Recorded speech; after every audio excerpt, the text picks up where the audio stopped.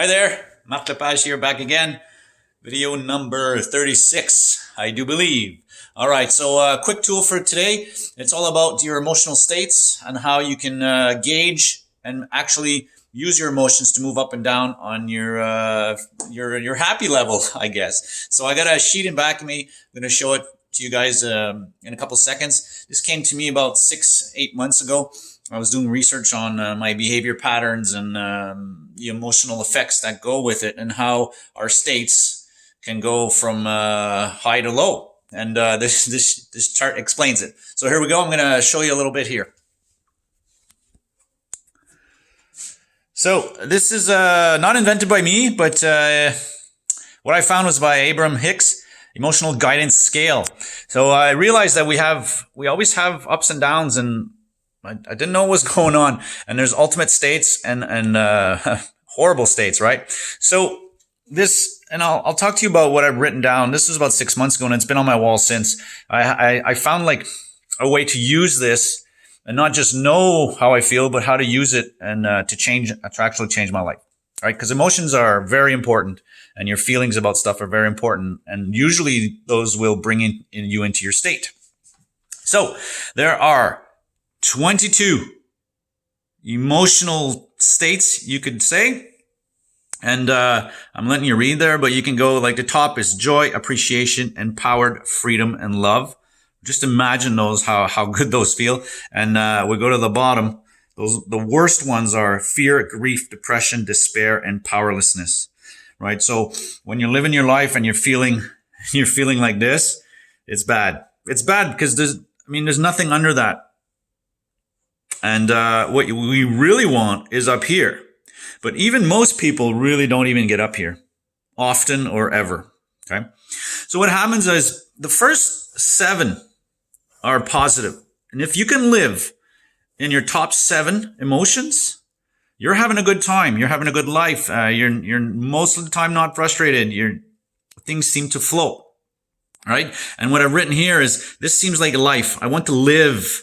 All right. I have some freedom in here, and it's an upward spiral. So passion, enthusiasm, positive expectation, belief, optimism, hopefulness, and contentment. I am happy. Once you step into boredom, okay, and these are in order, and usually someone will live in a block, and usually about 8. So your life is usually gaugeable where you are at that moment in a certain span of these words.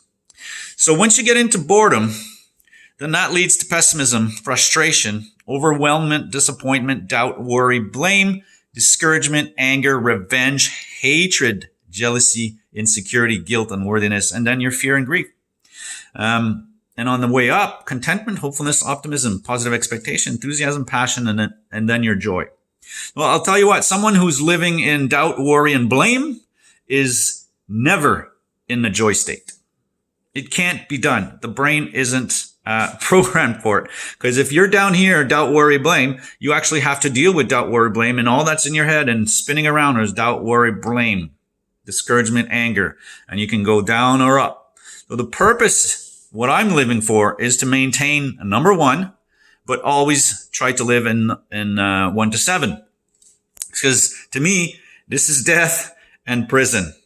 And it's going bad if you're going down there. So what I realize is a human can't always exist in joy, appreciation, power, unless you're Dalai Lama, maybe, whoever, whatever. But I mean, regular people just can't do that. But you want to get there. So I use 7 to 1 to get to flow. Right? If you're optimism and hopeful and you practice this and you meditate on this, you can bring it up. And then when you get your passion in, number 2, if you get to do what you are passionate about, then you can access your joy, appreciation, empowerment.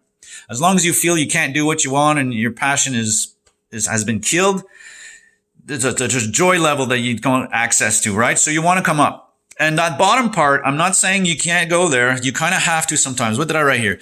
You have to go here sometimes. Do not stay long. Get the lesson and get out. What that means is if ever you doubt, right? Doubt's a good one. You doubt yourself. You doubt this is going to happen. You doubt you can. Wow. Go and see that doubt, how it's affecting you, why it's affecting you. And then you can say, wait a minute, I can control doubt. There are ways I can meditate. I can do self-confidence exercise. There's a whole bunch of things I can do to get out of doubt and move up on the scale. But you have to go see what those things are making you feel like. If you're blaming someone for something, go and see what that is and then try to find a way to get out of it. What else did I write? If needed, use for awareness and change. So you go down into those negatives to get some awareness on what you're doing and clear your shit there. Sorry for that. So I also found that you have these emotional patterns in different categories of your life. So you can have one category that is just so fantastic. It's joy, bliss, and all that time. And if you're hanging out for 30 minutes with your child, let's say, and that's good. But as soon as that moment goes away, you're dropping right back down to somewhere else. So it all depends. So some of your life areas might be going well, some may not. I also have here an idea for a blog, Know Your Emotions, Change Your State. That's coming up. Don't know when, but in a couple weeks or months. And so I guess that's what I use it for. And the purpose is to stay in flow. And what I realized is that number one and flow are kind of similar. Because when you're in one, you're flowing. You don't have problems or issues, mental instability. You know what you're doing, you know where you're going, and you feel free and you love stuff. And to me, that number one is a representation of the word flow. And we all want to go there, hopefully. So that's it for today.